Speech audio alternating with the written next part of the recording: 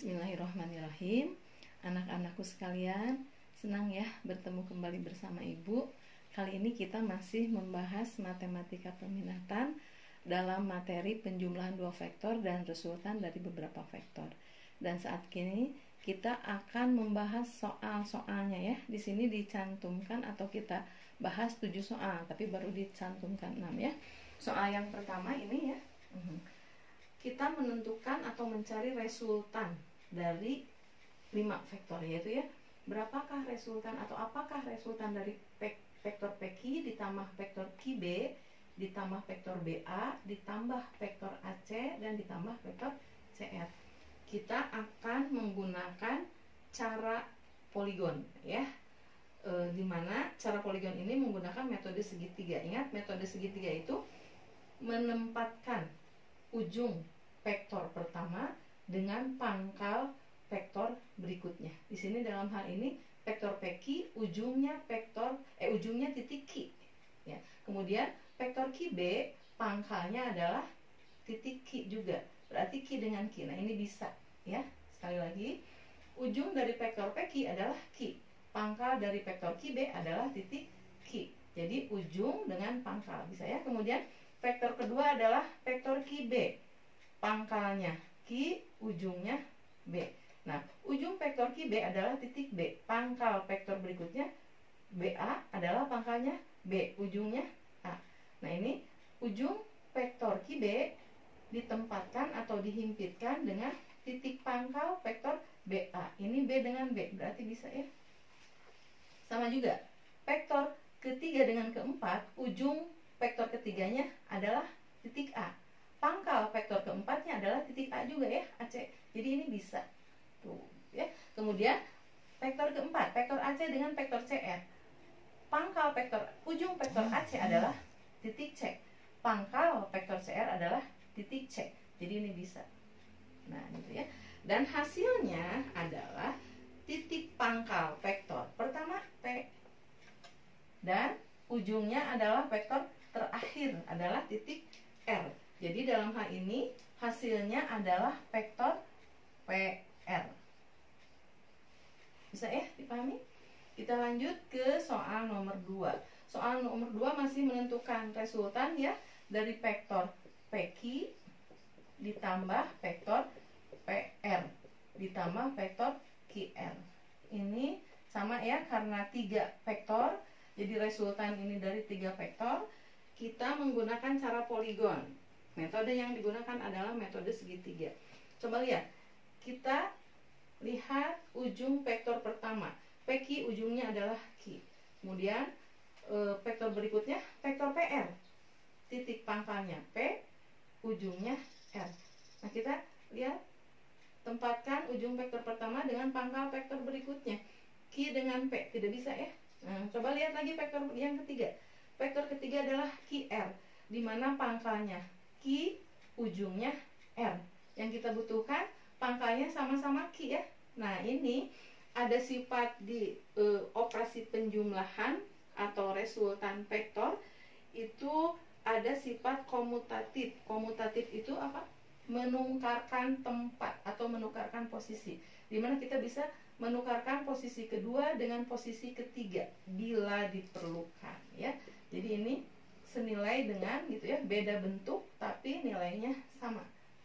PQ, vektor PQ ditambah ya vektor QR ditambah vektor PR. Nah, gitu ya, sama dengan.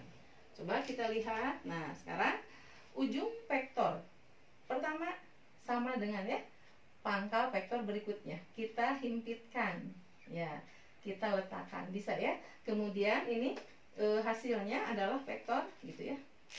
Ini hasilnya adalah vektor. Nah, pangkal vektor pertama gitu ya P, ujung vektor berikutnya adalah R. Jadi pangkal vektor pertama P, ujung vektor terakhir adalah R. Nah, gitu. Ditambah lagi vektor PR. Ini ujungnya R, pangkalnya P. Tidak bisa ya? Tidak bisa lagi disederhanakan. Vektor PR ditambah vektor PR. Hasilnya adalah vektor 2 ya. Sama. ini 2 vektor PR. Nah, gitu. Sampai sini bisa dipahami? Ya, kita lanjutkan ke soal nomor 3 ya. Soal nomor 3, lihat. Ditanyakan panjang vektor dari hasil penjumlahan vektor AB ditambah vektor BC ditambah vektor CD dan ditambah vektor DA. Jadi di sini vektor AB ditambah vektor BC ya, ditambah vektor CD ditambah vektor DA. Menjumlahkan atau resultan dari 4 vektor ini dengan cara apa tadi? Poligon ya, metodenya segitiga. Coba kita lihat ya. Ini ujung vektor pertama B, pangkal vektor berikutnya B, bisa ya, B dengan B. Ujung vektor kedua C, pangkal vektor ketiga C, berarti bisa. Ujung vektor ketiga D, pangkal vektor keempat D, bisa ya. Nah, ini hasilnya. Ingat, pangkal vektor pertama, ujung vektor terakhir. Jadi ini hasilnya adalah vektor AA. Ya, yang ditanyakan adalah panjang dari vektor AA. Ingat, panjang itu berarti kita sudah bahas kemarin ya. Panjang itu berarti pakai tanda nilai mutlak. Artinya ini dibacanya panjang vektor AA. Ingat, vektor kalau pangkal berhimpit dengan ujung, ini A berarti sama ya. Jadi pangkal berhimpit dengan ujung, hasilnya adalah vektor 0 ya. Karena dia tidak mempunyai apa? Panjang. Sampai nomor 3 bisa dipahami? Nah, jadi sekarang nomor 4. Nomor 4, di sini ada vektor AB dikurang vektor DC. Vektor AB dikurang vektor DC. Resultannya adalah gitu ya, sama dengan ada ini pilihan ganda ya, dimana option pilihannya ada 5 buah. Coba kita lihat, CD ditambah BA. Bukan ya? CD ditambah BA. Coba ini kita selesaikan saja ya secara penjumlahan dan pengurangan. Coba ini vektor AB nilainya sama dengan ini, ada min DC. Min DC ini senilai dengan, kalau positifkan berarti posisinya bertukar ya, yaitu CD. Di sini nggak ada ya, AB dengan CD atau CD dengan AB, tidak ada ya. Kita lanjutkan lagi dengan menukar, misalnya AB ini tadi ini sudah dinegatifkan, sekarang AB negatifkan, adalah min BA tambah CD. Dan ini biasanya senilai gitu ya. Biasanya kalau negatif disimpannya di mana? Di depan gitu ya. Negatifnya disimpannya di mana? Di belakang, positifnya di depan. Berarti vektor CD dikurang vektor BA. Ada nggak ya? Ada ya yang E ya? Ya, jadi hasil dari vektor AB dikurang vektor DC itu bisa vektor AB ditambah vektor CD, bisa juga vektor CD min BA. Sampai nomor 4 bisa dipahami? Ya, mudah-mudahan bisa ya. Ya, kita lanjut ke soal nomor 5. Nomor 5 ini menentukan resultan dari vektor AB dikurangi vektor AF. Kita pada segi 6 beraturan AB, C, D, E, F ya. Angka pertama ini AF berarti dari titik A ke, nah gitu ya. Maaf, AB. Vektor AB pangkalnya A, ujungnya di B. Nah, seperti ini ya. Ini harus pakai anak panah karena ini menunjukkan apa? Arah. Kemudian di sini ada AF. Kalau AF itu berarti dari mana? Dari A ke F. Nah, ini ya. Ini AF. Yang hijau ini adalah vektor AF dari titik A ke F. Tapi sini min AF. Jadi kalau min itu dibalik ya. Kalau tadi pangkalnya A, ujungnya F. Kalau negatifnya berarti pangkalnya yang F, ujungnya yang A. Nah, gitu ya. Jadi seperti ini. Nah, wajib ya, ini harus anak panah. Ini min dari vektor AF. Nah, sehingga hasilnya adalah pangkal vektor, pangkalnya di mana? Lihat, ini ujung, ini ujung. Pangkalnya di sini ya, di F. Jadi hasilnya adalah, nah ini adalah vektor FB, ya. Atau kalau secara geometri tertulis ya, ini berarti vektor AB gitu ya, dikurang vektor AF itu ekuivalen dengan vektor AB, negatif dari AF itu plus FA. Nah, sehingga dengan metode segitiga gitu ya, kita ya bisa menjumlahkan gitu ya, ini AB dengan FA. Tapi lihat ini ujung dengan pangkalnya berbeda ya. Kita tukarkan atau komutatifkan ya, itu jadi FA ditambah atau vektor FA ditambah vektor AB. Dengan metode segitiga tadi ya, kita bisa menempatkan ujung vektor pertama dengan pangkal vektor berikutnya. Jadi hasilnya adalah vektor pangkal vektor pertama gitu ya. Ini F ujung vektor terakhir. Jadi hasilnya FB. Vektor FB ya. Bisa dipahami ya? Jadi ini secara ditunjukkan secara gambar atau secara perhitungan seperti ini ya. Kemudian untuk yang nomor 6 ini diketahui misalnya pada sebuah segi 5. Anggap ini segi 5 beraturan ya. Ditanyakan ini resultan atau hasil dari vektor AB ditambah BE ditambah EC. Jadi vektor AB ditambah vektor BE ditambah vektor EC. Coba kita lihat ya. Vektor AB berarti ini ya, ditambah vektor BE berarti dari sini ditambah vektor EC. Lihat awal pangkalnya yang mana?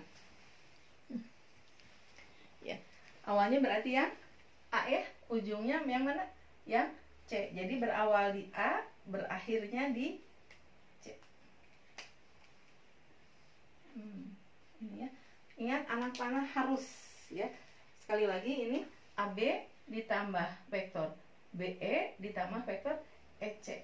Hasilnya ada pangkalnya A, ujungnya C. Jadi ini vektor AC. Atau kalau secara segitiga tertulis ini gitu ya. Ujung pangkal. Saya dipahami ini gambarnya. Kemudian nomor 6B, vektor dari BA ditambah vektor AE ditambah vektor EC ditambah vektor CD. Kalau secara gambar gitu ya, berarti gimana? BA sini ya. Ya. Di sini. Kemudian ditambah EC, BA ditambah AC dulu, AE dulu, ditambah AE ini di sini. Ditambah lagi EC ini. Ditambah CD, berarti ke sini ya. Lihat pangkalnya tadi berawal dari mana? BA, dari sini ya. Nah, ini pangkal. Ujungnya di D. Jadi hasil akhirnya adalah ya, vektor BD. Atau kalau secara penulisan ya, ini BA, A dengan A. BA AE, A dengan A. AE ditambah EC, E dengan E ya. Kemudian ini EC dengan CD, C dengan C. Hasilnya pangkal vektor pertama gitu ya. BA berarti di B. Ujung vektor akhir jadi vektor BD. Ya, sampai di sini bisa dipahami. Ya. Kemudian kita ke nomor 6. Nomor 6 coba lihat vektor CB berarti mana CB? Ini negatif AB. Kalau AB itu ke sini ya. Ini AB. Negatif dari AB berarti ditukar ya. Dari B ke A. Nah, ini min AB atau BA. Kemudian ditambah AE berarti dari sini ke sini. Ya. Kemudian ditambah lagi dengan min DE. Kalau DE itu dari D ke sini ya. Betul? Kalau min DE berarti dari mana? Dari E ke D. Ini min DE. Jadi hasilnya vektor BA ya ditambah vektor AB ditambah vektor ED. Pangkalnya tadi di mana? Di C ya. Ini pertama. Ujungnya di mana? Di D. Nah, inilah hasilnya. Vektor C D. Atau kalau secara tulis ini vektor apa nih? CB. Ini min dari AB. Ingat, negatif dari AB itu pangkal jadi ujung, ujung jadi pangkal, negatifnya ya. Nah, jadi plus, kemudian ujungnya jadi pangkal, pangkalnya jadi ujung, ditambah vektor AE, ya. Ini juga sama, negatif dipositifkan, ujung jadi pangkal, ujungnya E jadi pangkal ya. Kemudian pangkalnya D jadi ujung. Ini, nah gitu ya. Hasilnya pangkalnya vektor apa? Titik C, ujungnya vektor titik di D. Jadi hasilnya vektor CD. Pangkalnya C, ujungnya D. Ya. Sampai sini bisa dipahami? Ya, mudah-mudahan bisa dipahami ya. Mudah-mudahan ilmu kita bermanfaat ya. Sampai ketemu. Masih ada ya? Satu soal lagi ya? Baik ya, kita lanjutkan satu buah soal lagi, nomor 7, beranak ya, A, B, C, D, E, F. Tapi kita akan bahas yang B dan F nya saja, karena yang lainnya hampir mirip dengan yang sudah kita bahas di 6 soal tadi ya. Di sini ada segi 6 beraturan A, B, C, D, E, F gitu ya. Ditanyakan resultan dari EF tambah ED. Berarti EF itu mana ini ya? EF. Nah, dari sini ke sini. Ini EF ya. Ditambah ED. ED berarti dari sini ya.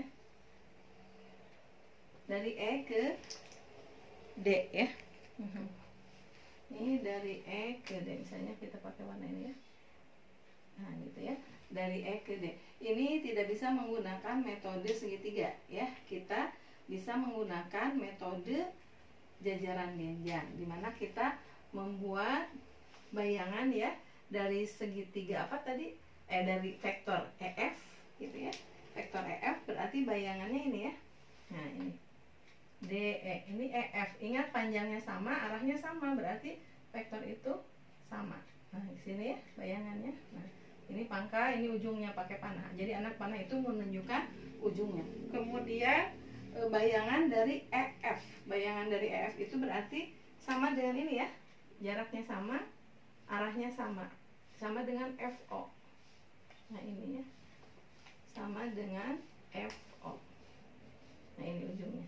Ya, pangkal bertemu pangkal, ujung bertemu ujung ya. Pangkalnya sama-sama di E dan ujungnya lihat ED tadi dengan EF. Pangkalnya di E, ini bayangan dari ED adalah FO. Kemudian bayangan dari EF adalah DO. Jadi pangkal bertemu pangkal, ujung bertemu ujung di O. Ini hasilnya. Nah, hasilnya adalah vektor EO. Nah, ini untuk yang 7B. 7F, coba lihat. Yang ditanyakan adalah vektor AB. Vektor AB berarti ini ya. Nah, ke sini. Kemudian mana lagi? Vektor BC. Berarti nah, BC misalnya pakai warna hijau ya biar kelihatan. Ini BC. Kemudian ditambah AF. Berarti ini ya, ditambah dengan AF.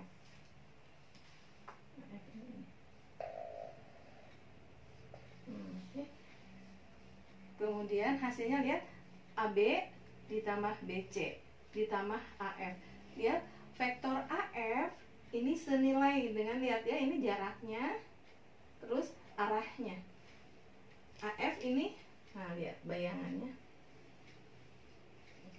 sama ya, pangkalnya di A, ujungnya di F. Ini senilai sama atau vektornya sama dengan vektor CD, sehingga tadi ya kita hubungkan jadi AB di sini ditambah BC ditambah CD, karena CD ini sama dengan AF ya. Jadi kalau kita ini tulis AB, vektor AB ditambah vektor BC ditambah vektor CD, karena ingat CD ini sama dengan vektor AF. Jadi hasilnya adalah vektor AD ini ya. Nah, ini hasilnya adalah vektor AD.